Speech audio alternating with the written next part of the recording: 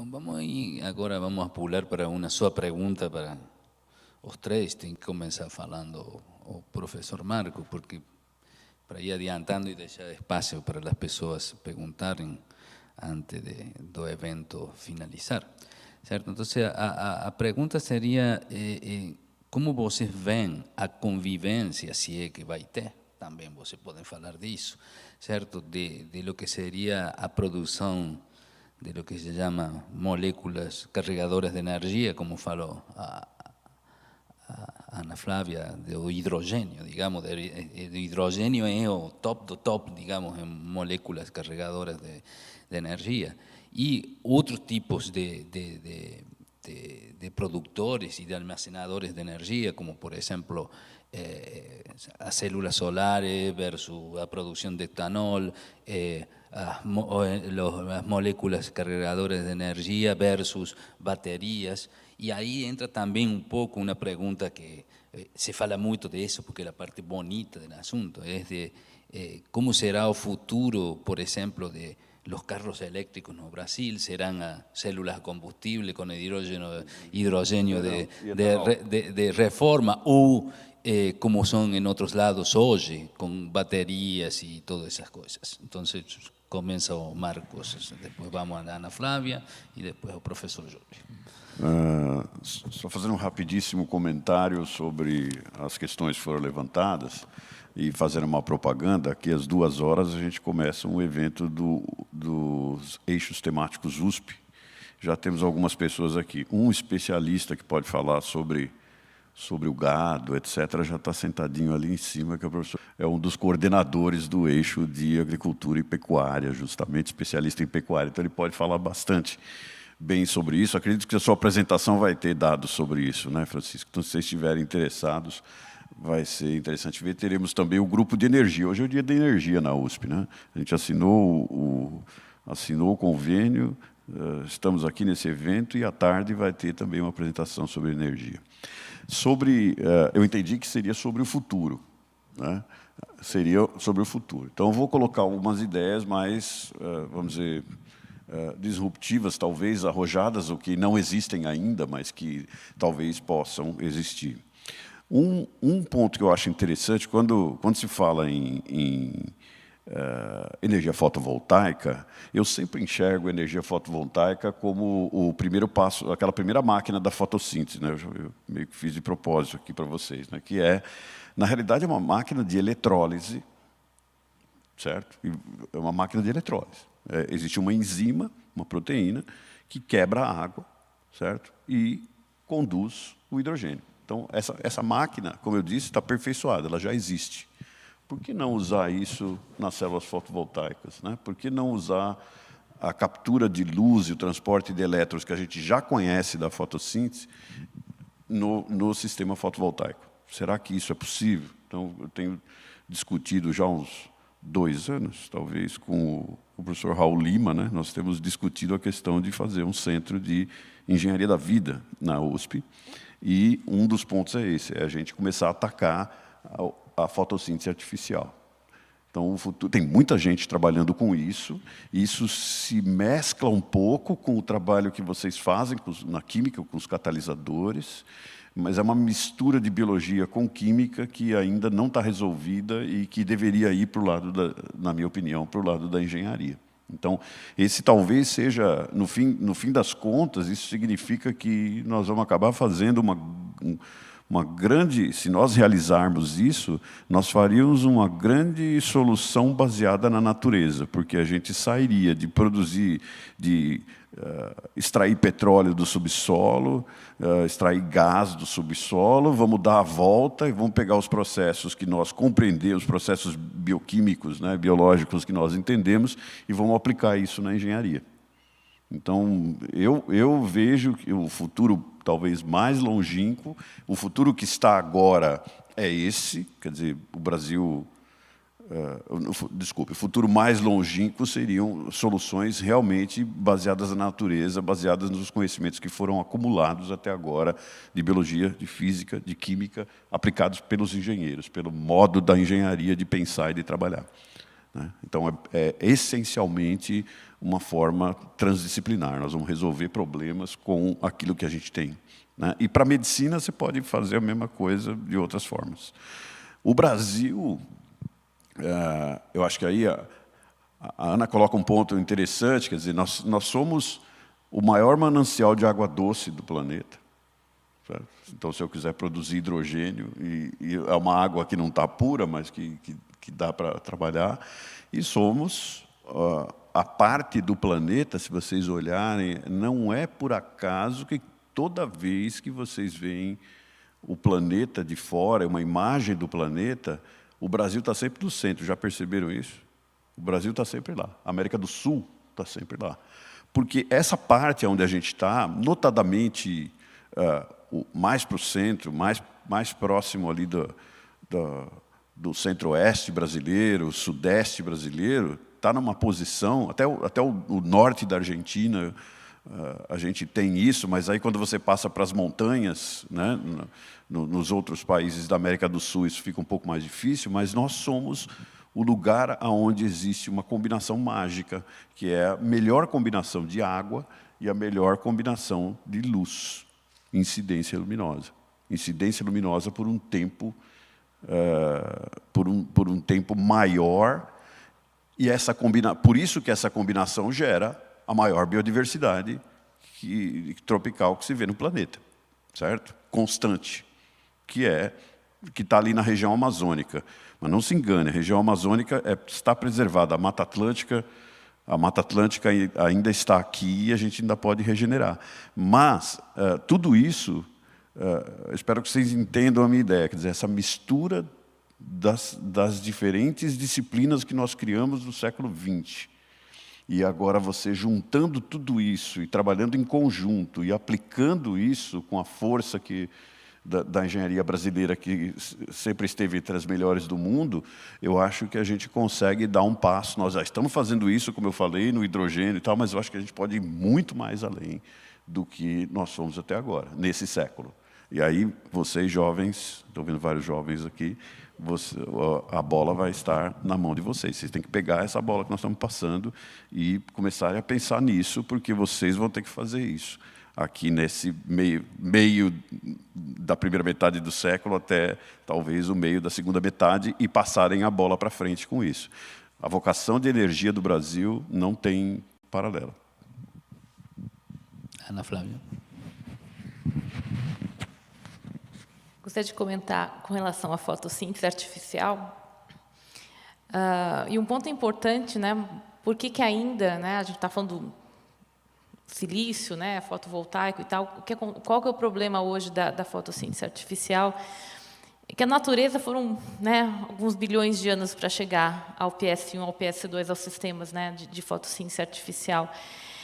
E a nossa maior dificuldade, eu falo porque a primeira tecnologia que eu trabalhei, né, a Suzana lembra, as células solares de corante, elas são baseadas na fotossíntese artificial, né?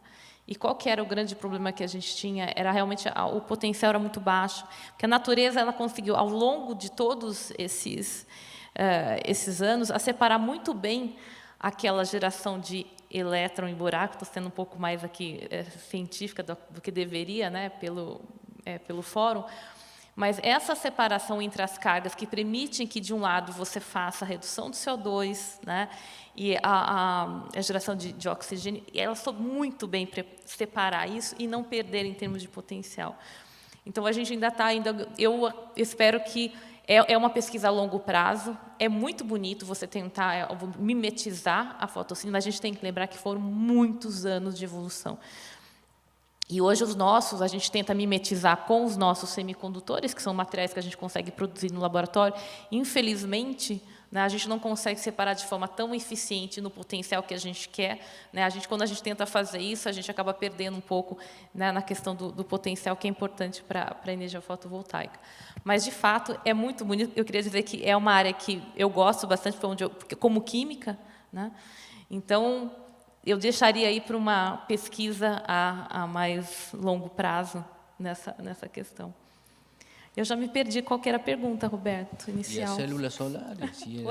As células solares, como vão conviver com o combustível? É o futuro mesmo. Eu acho que é difícil a gente prever. É muito difícil ninguém tem bola de cristal aqui para prever o futuro. Como eu disse no início da minha minha apresentação, nós vamos precisar de todas as tecnologias. Nós estamos num momento que eu não sei dizer para vocês se a gente já não passou daquele ponto que não sei se vai ter mais jeito de consertar, né, o nosso futuro. Eu não sei. Tem gente que fala que a gente já passou daquele momento, né, e que vai ser catastrófico o nosso futuro dos nossos filhos, netos, enfim. Então, eu acho que a gente depende de todas as tecnologias aqui. Eu não estou defendendo, olha, eu estou defendendo aqui o Centro de Novas Energias, né? Então, novas energias, e que sejam bem-vindas outras tecnologias. Então, acho que a gente está num momento agora também que é difícil prever, porque isso depende muito do próprio mercado, das empresas. Vejam aí a guerra da Ucrânia. Ninguém estava esperando, de repente, a situação, né? Acabei de voltar da Inglaterra. Eu fui em fevereiro e voltei agora. A situação mudou. A inflação deles, de fevereiro para agora, aumentou absurdamente. Todos preocupadíssimos que já aumentou o preço do gás, né, da conta, então.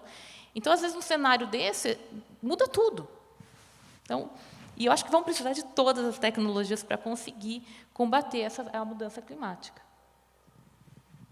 Júlio. É interessante, eu estava pensando aqui, inclusive aquele número que você passou aí, que está absolutamente correto. Só tem um detalhe: o número relativo a renováveis solar e eólica na matriz energética brasileira, 19 gigawatts. Isso é a potência instalada. Eu acredito que nenhum dia no ano chegam a produzir essa potência instalada. Por quê?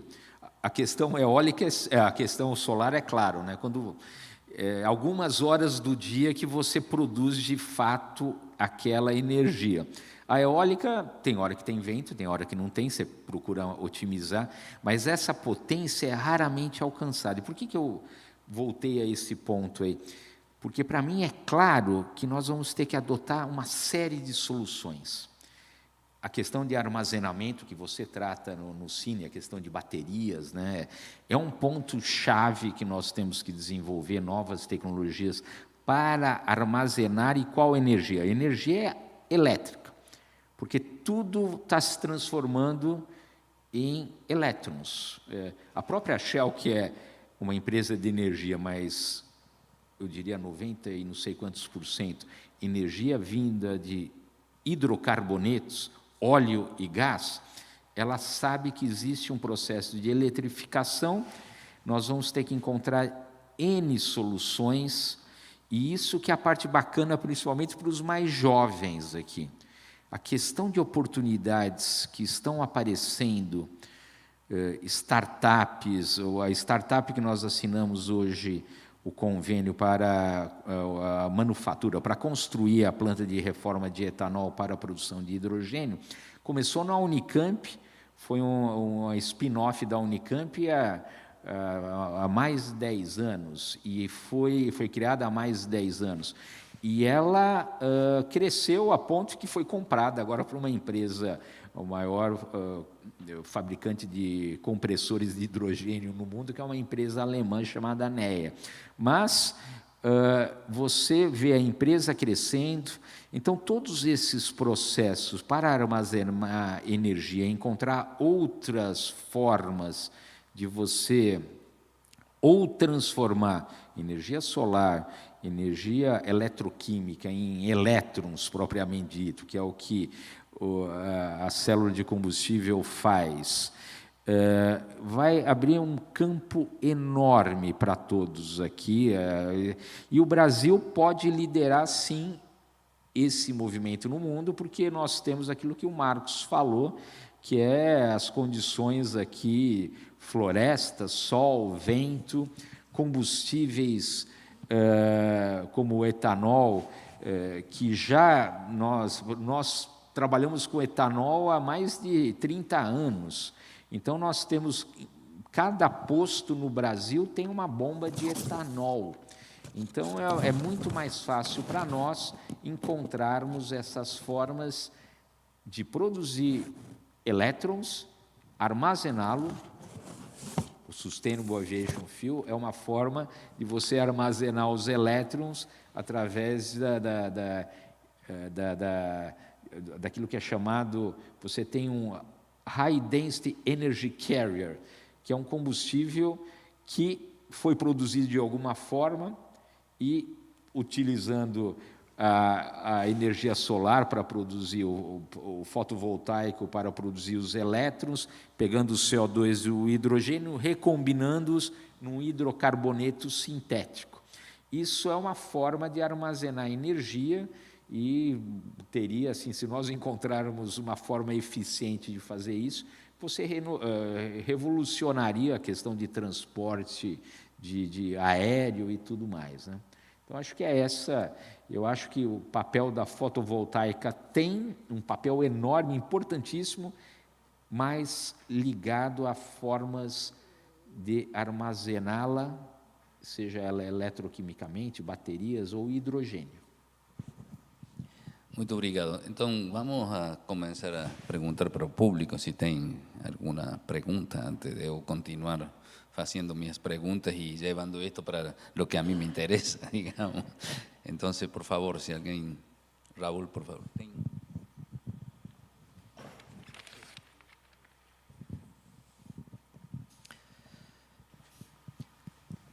Qual é a chance de resolver o problema do aquecimento global sem o conceito da hélice tríplice?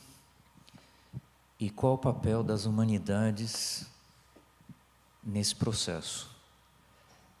Parece uma pergunta muito fora do nosso debate, mas o professor Júlio, ele disse, olha, apesar da gente ter uma matriz extremamente limpa,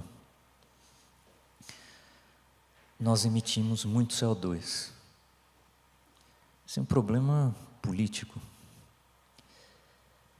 E é bem recente, nas universidades brasileiras, o uso desse conceito da hélice tríplice. E ele ainda precisa ser muito protegido e muito estimulado. Mas eu gostaria de ouvi-los a respeito disso.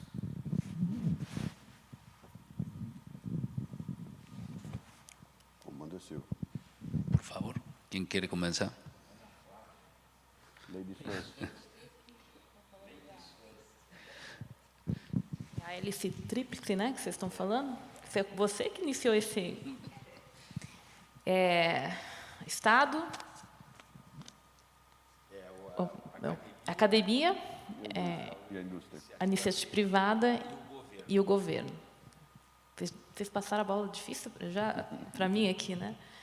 Eu acho que tanto o RCGI quanto o Cine são exemplos onde é um exemplo da iniciativa privada, né, no caso a Shell, junto com a FAPESP, que é a Fundação de Pesquisa do Estado de São Paulo, juntas, investiram de forma igualitária nos primeiros 5 anos dos nossos centros, certo? O CG foi um pouquinho diferente, mas foi um financiamento tanto do Estado quanto de uma empresa privada.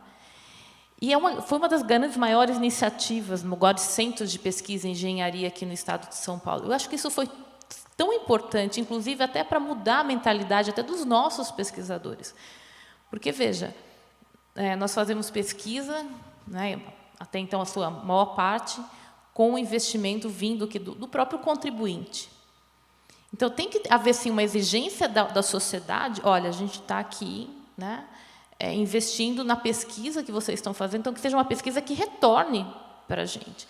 Então, quando esses centros fizeram que muitos dos nossos pesquisadores, a grande maioria, mudarem o mindset. Espera um pouquinho, qual que é a problemática, né, ou qual que é o problema hoje, e como que eu posso, né, trazer a minha pesquisa para solucionar um problema que hoje é da sociedade. Então, foram iniciativas que a gente não via, a gente está falando aqui 20, 30 anos atrás. Eu acho que isso é extremamente importante, porque você percebe a evolução, inclusive, no mindset dos próprios pesquisadores, né, e ver ali que a pesquisa que você está fazendo, ali no futuro vai ter um deployment, né, ou seja, você vai estar, por exemplo, tendo a fabricação de algum produto em prol ali da sociedade. eu não vejo como, eu acho que os 3, né, é extremamente fundamental, e eu acho que a gente tem aprendido. É claro, eu acho que a gente está um pouco longe ainda, né, do cenário ideal, se a gente comparar aí com os Estados Unidos, a Europa, a Ásia, de como que se trabalha bem com essas 3 hélices, mas a gente evoluiu bastante. Eu não sei se eu sou a otimista dos 3 aqui, né, mas acho que é uma evolução lenta, sim. Mas antigamente isso era praticamente inexistente. A universidade era o seu bunker fechado aqui que fazia a sua pesquisa. Hoje não, hoje ela conversa com a iniciativa privada. O USP Pensa Brasil, a gente está conversando aqui com a sociedade também. Então, eu vejo uma evolução e eu espero que é só o começo. Aí a gente já fez o trigger, né? A gente só vai começar evoluindo nesse sentido. Não sei se eu sou a mais otimista dos 3 aqui. Não, eu acho que somos todos otimistas, né? Se bem que tem pessoas que falam que o otimista é um pessimista mal informado, né? Que eu não concordo muito com essa visão, mas respondendo aí a pergunta do Raul, eu acho que é impossível nós enfrentarmos mudanças climáticas sem esse modelo, né? Aprimoramentos desse modelo também, porque quando você fala na questão do papel do governo, tem uma questão de Estado e de governo. Então, existe alguns aperfeiçoamentos do modelo da hélice tríplice para colocar, inclusive, as ONGs em uma das hélices. Tem uma questão que tem que ter uma política de Estado. O Brasil, ele tem as NDCs. O que é NDC? Nationally Determined Contributions for the Climate Change. Então, cada país se compromete a diminuir as emissões em relação às emissões de 2005. O Brasil, por exemplo, tinha um compromisso de diminuir em 30% as emissões até 2030 e até 2060 se tornar carbon neutral. No ano passado, o governo brasileiro se comprometeu a antecipar, se tornar neutro em emissões em 2050 e diminuir em 43 até 2030.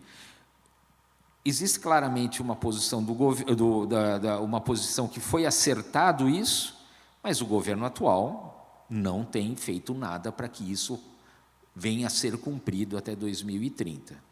Então, aí, o modelo tem que ser aperfeiçoado. Eu acho que é extremamente necessário você otimizar recursos aplicados em pesquisa usando esse modelo. E por que eu falo que você otimiza? E uma coisa, para mim, se tornou clara com a experiência. Começou com a Petrobras na década de 90, que nós fazíamos Petrobras, FAPESP, projetos separados, mas eram mais ou menos a mesma coisa. Passou por Embraer, FAPESP, que era alguma coisa parecida com o modelo da hélice tríplice, no aeronave silenciosa, e agora, finalmente, eu aprendi no RCGI, porque num centro você tem uma concentração muito grande de recursos, de pessoal, os recursos são muito mais bem aplicados por um motivo simples. Aqueles que seriam lobos solitários, eu tenho um professor que eu gosto muito, ele trabalha conosco lá no nosso centro, ele sempre dizia, não, eu gosto de ser o lobo solitário. Finalmente nós conseguimos fazê-lo trabalhar em equipe, porque trabalhar em equipe é fundamental. O que o pessoal do grupo de advocacy, o advocacy lá no RCG é um programa que deve ter, não sei, uns 50 pesquisadores. Nós temos economistas, administradores, geógrafos, historiadores, psicólogas, né, no caso, quem mais? Físicos, químicos e engenheiros, né? Então, você trabalhar num ambiente multidisciplinar e usar esse conceito da transdisciplinaridade otimiza a aplicação de recursos. Otimiza, porque você não fica replicando muitas coisas que você acaba replicando quando você tem aqueles lobos solitários trabalhando isoladamente. E então eu acho que é um modelo que deve ser aplicado, principalmente aqui numa universidade, né, que um dos tripés da hélice tríplice é a academia, somos nós aqui, né? Então, e diminuir muito o tempo de você passar da academia, alguma coisa que em termos técnicos chama-se TRL baixo, Technical Readiness Level, que foi alguma coisa que a NASA criou, uma escala que vai de 1 a 9. 1 é alguma coisa essencialmente acadêmica, sem aplicação. 9 é aquele produto que está no mercado para uma empresa comprar, o consumidor comprar. Tem o 1 a 9 que nós temos um papel fundamental na academia, que é fazer o 1 chegar a pelo menos 4, fazer planta piloto, como a nossa planta, que nós vamos testar uma série de coisas, para depois chegar no scale-up, você colocar uma planta que, ao invés de produzir 5 quilos por hora de hidrogênio, vá produzir 50 ou 500 quilos de hidrogênio por hora. Então, aí é alguma coisa, uma escala industrial já, né? Então, esse é o papel fundamental, e sem esse modelo eu vejo que tudo se torna mais difícil. E para mudanças climáticas é o exemplo típico que transdisciplinaridade é fundamental. Marcos. Bom, eu vou colocar basicamente 3 pontos. Um que não é um ponto. Nós nos deparamos isso... Muito boa a sua pergunta, primeiro. Nós nos deparamos com isso no relatório especial 1,5 grau, que foi um relatório feito pelos 3 grupos, pela primeira vez, pelos 3 grupos de trabalho do IPCC. O IPCC tem um grupo que trabalha com se mudança climática existe ou não. Então, são os físicos fazendo as modelagens, etc. Tem um outro grupo que trabalha com a pergunta: qual o impacto que as mudanças climáticas fazem, e onde que está publicado, etc. Um grupo de cientistas. E o terceiro grupo é o grupo que propõe soluções, né? Quais são as soluções que nós podemos ter? Então, esse é o ambiente do IPCC, que a gente se deparou bastante com isso.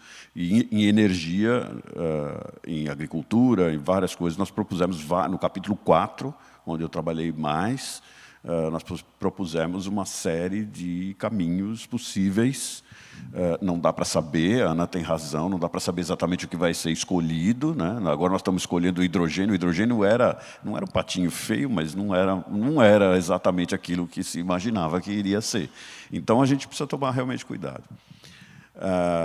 E um ponto importante é o seguinte: eu não sei se todos já leram ou já ouviram falar de um pesquisador chamado Ray Kurzweil, com K, né? Ele fala sobre tecnologia, e fala principalmente sobre a tecnologia computacional. E ele demonstra, então o meu otimismo ele é cientificamente embasado, tá? Não é um otimismo simplesmente porque eu sou um poliana. O Ray Kurzweil demonstra claramente, usando dados, que o aumento da tecnologia computacional entrou numa exponencial, e nós estamos vivendo isso com as redes sociais, com a aceleração dos computadores, etc. Só que, se nós pensarmos na tecnologia como um todo, isso está acontecendo com todas as tecnologias. Então, eu não tenho dúvida que nós vamos achar soluções, porque é um grupo enorme de cientistas, de governo, de empresas trabalhando nesse sentido para encontrar soluções. Então, eu não tenho muita dúvida que, aí, para meados desse século, a segunda parte do século, nós vamos achar soluções. E, de novo, os jovens aqui vão ter que estar lá e ajudar a fazer isso, não somos só nós. Então, um primeiro ponto é o Kurzweil. Os 2 outros pontos eu vou me manifestar através de 2 artigos que eu escrevi. Um na semana passada, no Jornal da USP, que o título do artigo é Como falhar menos nas políticas públicas. A sua pergunta, ela tem, na minha visão, diretamente a ver com governança e com, especificamente, políticas públicas. Sobre o que é uma política pública, então, eu parto dos TRLs que você comentou, e eu fiz as figuras estão no meu artigo, e eu vou apresentar hoje às 2 horas, eu faço uma apresentação sobre isso aqui, nessa sala. Eu transformei os TRLs, os 9 pontos que o Júlio coloca, que é conhecimento básico ainda sem aplicação, passando por uma transição que você vai desenvolvendo a tecnologia, até aquilo estar na mão do engenheiro, e o engenheiro realmente testar a tecnologia, e está na mão de quem compra o produto. Eu transformei isso num método para políticas públicas, que eu chamo de MMP, ao invés de TRL, eu chamo de maturidade da política pública, onde você tem essa interação, aí eu falo da hélice tríplice, mas no artigo não falo hélice tríplice, mas ela está lá no background, que é a interação entre o que a gente faz aqui, nesse lugar, na universidade, o que o governo faz, o que os políticos fazem, o que as empresas fazem. Eu já coloco as ONGs lá, eu acho que tem que ter essa interação. E aí, o artigo de hoje. O artigo de hoje, a essência do artigo de hoje, que você começou falando dele, que é sobre etanol, é justamente que nesses não são 30 anos, são 90 anos. 1931, o governo brasileiro colocou uma lei de que a gente tinha que ter 5% de etanol na gasolina. 31, são 90 anos. E a partir daí é que isso... Porque na primeira fase do etanol, o empurrão foi do governo. Na hélice tríplice, quem empurrou foi o governo. Sorte nossa que nós tínhamos uma engenharia absolutamente espetacular já naquela época, porque a gente já tinha poli, já tinha escolas de engenharia aqui, e os engenheiros atenderam a isso e puseram 5% e foram fazendo as coisas. Quando chega da segunda fase, que eu coloco ali a partir de 2000, aí nós, cientistas, entramos como os atores principais, aí, empurrando com essa questão da segunda geração, etc., do etanol, nós passamos a empurrar. E o governo atendeu. Teve momento de eu dar palestra nos Estados Unidos que eu tinha orgulho de dizer que o Brasil estava investindo em etanol naquele momento, isso é por volta de 2005, o Brasil estava investindo, eu contava tudo o que era um investimento, o Brasil estava investindo $1 bilhão, que era um dinheiro, né? Aí depois teve inflação, mas era $1 bilhão, os americanos ficavam assim, poxa vida, vocês realmente gostam de etanol. E agora vem a questão do hidrogênio. Então, o ponto que eu coloco nesse artigo de hoje é justamente que, e eu tenho outras publicações nisso, é que uma coisa que atrasou muito, porque 120 anos, dá orgulho dizer a gente está fazendo há 120 anos, ao mesmo tempo dá vergonha de dizer, pô, 120 anos a gente não fez ainda o que deveria ser feito, que é a sua pergunta. Por que não? Por causa do negócio que eu chamo de desconexão. Que na realidade podemos chamar de desconexão da hélice tripla. Se gostar da ideia, podemos escrever junto sobre isso. A desconexão da hélice tripla, o governo trabalhar meio separado do cientista, que trabalha meio separado das empresas, que é a essência do que você comentou, isso provoca um atraso para a gente chegar na tecnologia. Quando você cria essa sinergia, e temos que usar método científico, aí o artigo da semana passada é isso, vamos usar método científico, vamos pegar o conhecimento e vamos aplicar o conhecimento, mas vamos trazer o governo para conversar, vamos trazer os atores da sociedade para conversar. Então, é uma questão, sim, como o Raul colocou, social. E para não deixar de fazer propaganda, o programa Eixos Temáticos é exatamente isso. Em 11 áreas diferentes, energia incluída, é justamente de a USP levar, não é esperar que a sociedade traga.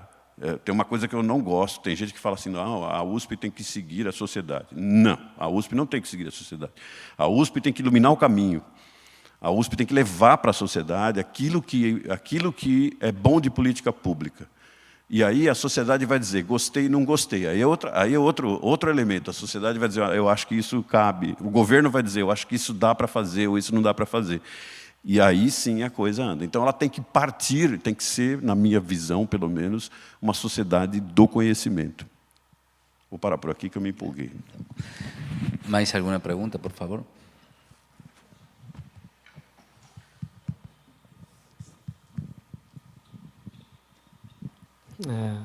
Bom dia a todos. Foi ótimo que o professor Marcos pôde falar dos eixos temáticos, que eu queria puxar um dos eixos temáticos que o professor Vanderlei John falou, de industrialização.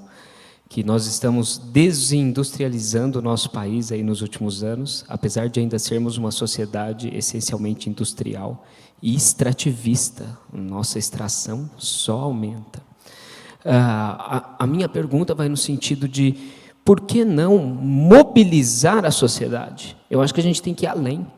Eu acho que a universidade e a verdade científica está apanhando tanto, o conhecimento está apanhando tanto ultimamente, a escola, a formação, não só a educação superior, mas a educação básica também. A gente vem só apanhando porque a gente não consegue mobilizar a sociedade a entender que o conhecimento é tão importante. Eu gostaria que vocês, se pudessem falar um pouquinho sobre isso e mobilizar a sociedade. Você quer começar, Marcos? Como é que é o seu nome? Fernando. Fernando. Eu sou externo à USP, sou aqui do entorno de uma escola de educação básica. Para nós, todo mundo é USP. Você é USP. A sociedade inteira é USP. A gente quer isso. Obrigado pela pergunta. O que eu aconselho fortemente vocês assistirem à palestra do Vanderlei John de ontem, que ele mencionou. Ela está gravada, vai para o site do Eixos Temáticos. Foi uma bronca no Brasil, não foi? Uma palestra feita, além do brilho da forma que o Vanderlei fez, viu, Júlio? Além da forma, ele fez uma forma com charme e ele deu um passa-moleque dizendo assim, olha, o que vocês estão chamando de indústria não existe mais. Acabou. Nós estamos comprando coisa dos chineses. E o povo chinês tem salário maior, o povo que trabalha na indústria chinesa tem salário maior do que a indústria brasileira. Não é a exploração, a fase de exploração já foi. Certo? Nós acabamos com a nossa indústria. Então, o problema, já que nós estamos agora aí, também passando a bola aqui para vocês, o problema é o seguinte: se nós realmente voltarmos a fazer indústria como o Brasil tinha capacidade, e a Argentina aqui do lado fizer a mesma coisa, porque a Argentina está compartilhando com a gente Itaipu, etc., se esse cone resolver se industrializar, temos energia? Eu não sei se temos. Vamos ter energia para suportar isso? O potencial é absolutamente gigantesco. Para terminar, você falou da gente levar, né? Da gente mobilizar. Então, qual é a nossa intenção? Nós vamos lá na Fiesp. Mas deixa a gente se organizar primeiro. Vamos pegar os dados, etc., e vamos lá na Fiesp e falar para eles, escuta, o que vocês estão fazendo?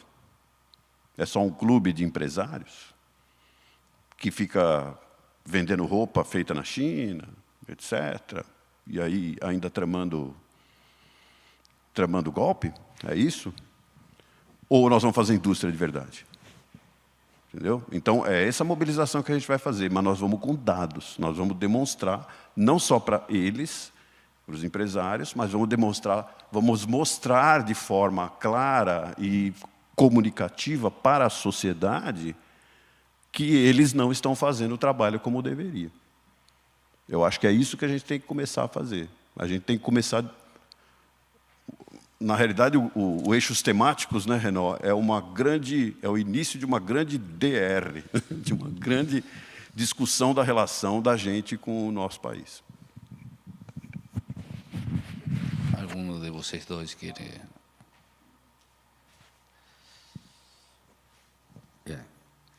Eu depois vou assistir, mas eu conheço bem o Vanderlei John, né? Então eu sei... Mas foi boa. Não, eu conheço bem e sei o quanto ele é crítico. Para mim, o diagnóstico está bom, nós sofremos um processo de desindustrialização nos últimos 40 anos, só que, para mim, a solução passa necessariamente a nós elencarmos como país as áreas que nós devemos efetivamente atuar para que ou não fique mais ainda desindustrializada, ou alguns setores da indústria que são completamente novos. Então, nós devemos ser capazes de elencar e vamos investir o que for possível. Vamos pensar não em subsídios, mas procurar facilitar a vida daqueles setores. Exemplos. A questão aeronáutica, aeroespacial, eu acho que é um ponto-chave. O Brasil não pode perder aquilo que ele ganhou. A questão agricultura e tudo que está no entorno da agricultura, e principalmente uma falha que existe a agricultura brasileira é exemplo para o mundo inteiro em termos de tecnologia. Agora existem muitas empresas desenvolvendo nanopartículas para aumentar aí a produtividade, até capturar a fotossíntese e ser mais eficiente, né? Só que tem uma falha, fertilizantes, perdemos, essa é uma indústria que a gente precisa retomar. Um setor aí, a questão petroquímica para fazer fertilizantes, estamos aí com hidrogênio verde para ser utilizado na indústria de fertilizantes também, né? Outros setores, mesmo a questão offshore, o Brasil, eu acho que tem que ser líder no mundo, porque está se abrindo, aí a FAPESP deve anunciar nos próximos dias um novo centro de Offshore Technology and Innovation Center, deve estar para anunciar nas próximas 2 semanas, porque o Brasil ele tem um potencial enorme. Você fala, poxa, mas estamos falando de sustentabilidade e tudo mais, economia circular, vamos tirar mais óleo e gás lá do pré-sal? Primeira coisa, que primeiro tem que acabar com o carvão, depois com o óleo pesado, o diesel. O gás natural vai ser o último elo nessa fase de transição, por ele ser o combustível fóssil mais limpo de todos. No pré-sal tem um potencial enorme de você produzir o metano, produzir hidrogênio do metano, o CO2 devolver para o reservatório e exportar o hidrogênio. Isso aí chama-se hidrogênio azul, que em tese seria praticamente neutro, em tese, né, porque você gasta muita energia para fazer esse processo. Então, em suma, resumindo, o Brasil tem futuro, tem que ser uma política de Estado, mas não adianta ficar tirando em todas as áreas, porque a gente tem que elencar o que é importante de fato o Brasil liderar no mundo e jogar todas as fichas lá, nesses itens para de fato liderarmos. Não. Só completar, você curta e grossa na sua pergunta. Para mim, educação. É investimento em educação. A gente tem exemplos aí, por exemplo, né, um exemplo clássico, né, que a Coreia fez. O Brasil, a gente não pode esquecer, a gente não é um país, a gente não vende tecnologia. A gente tem iniciativas que deram certo aqui. Alguns nomes, alguns brands, Embraer, mas foram poucas iniciativas. Nós não somos um país onde a gente vende tecnologia. E aí, se você voltar lá atrás, você vem muito nesse ponto, a educação. Tá, para mim, é claro que isso está lá embaixo. Hoje a gente está tentando, às vezes, tentando resolver a questão da universidade. Claro, é importantíssimo, mas a gente não pode esquecer da educação básica desse país. E aí, nós estamos em épocas de eleições, né? Isso depende muito do quê? Da política, né, do governo. Vocês estão vendo aí, agora, essa semana, mais um corte na ciência e tecnologia. É sucessivo. É só você olhar os investimentos em ciência e tecnologia nos últimos anos. A gente só vê, a gente está indo ladeira abaixo. Eu não sei se a gente já atingiu o fundo do poço, se dá para cortar mais. Já atingiu.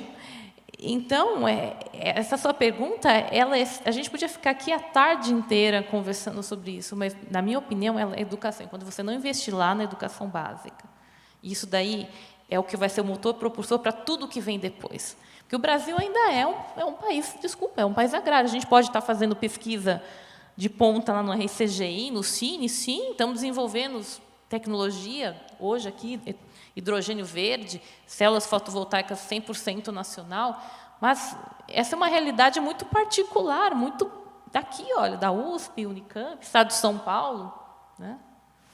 Enfim, Então, mas eu acho que eu vou parar por aqui, porque senão a gente vai entrar por outras questões políticas, acho que não é o fórum hoje, mas para mim é a educação. Se a gente não investir em educação lá embaixo, eu não vejo como esse cenário pode mudar. Bom, gente, nós estamos chegando ao final. Eu só quero fazer um par de reflexões antes de acabar, ¿no es cierto? Relacionados inclusive a lo que mencionó Julio, Ana, todo. Ninguém utilizou a palavra, mas eu acho que lo que está faltando ultimamente, ¿no es cierto? Aqui é o que se chama política de Estado, ou seja, independentemente de que o governo mude ou não, certo? Tem eleições que têm que ser feitas independentemente de que tenha o poder. Países desenvolvidos fazem isso periodicamente, vão mudando, obviamente, certo? Eu fiquei impressionadíssimo no meu último viagem à Inglaterra com o que está passando com as universidades lá. Eu achei deprimente para mim, certo? Porque eu vejo que lá a universidade é uma questão de Estado, estão botando para baixo todos os edifícios velhos, fazendo novo, formando novos grupos de pesquisa, e eles, que já estão muito mais desenvolvidos, estão fazendo isso. Então, uma é política de Estado. Outra, o Júlio acaba de falar disso, é eleições. Não dá para pôr dinheiro em todos os lados. Isso é desperdiciar dinheiro. Todo mundo elege e nós temos que saber eleger também, certo? Ou seja, que é em lo que nós somos bons para poder vender tecnologia. Porque fica com commodities. Não vai em nenhum país que só tem economia baseada em commodities, tem uma vida mais tranquila, digamos, porque é refém das variações de preço. Então, a tecnologia é fundamental. Não sei. O sea, tinha um barco de quantas coisas de commodity você tinha que vender para comprar um Apple, sei lá. Então, enfim. Então, eu acho que tudo isso, toda essa tecnologia, o hidrogênio verde, as células fotovoltaicas, ninguém falou e meu coração está por aí, não é certo? Vamos a falar de baterias também e tudo isso, não é certo? Que é importante. Júlio falou para aproveitar energias renováveis intermitentes. É imprescindível ter armazenamento de energia na forma que seja, energy carrier, baterias, ou o que seja. Certo? Então, bom, acho que tudo isso foi discutido mais ou menos aqui e bom, tem que, isso é a USP pensa para cima, certo? Ou seja, ir para frente, refletir e tentar, o que falou Marcos, de que convencer as pessoas que isso tem que ser feito para que nós e a sociedade tenha uma vida bem melhor. E a educação, bom, não vamos a ir por aí porque isso é óbvio. ¿No es cierto? Esa es la primera elección, ¿no es cierto? Después vendrá todo el resto. Muy obrigado a todos por asistir y por escutarnos. Y, bueno, esto continúa a las 2 da tarde y a mañana también, o fechamento con a María Betânia, o seja que damos de parabéns. Muito obrigado.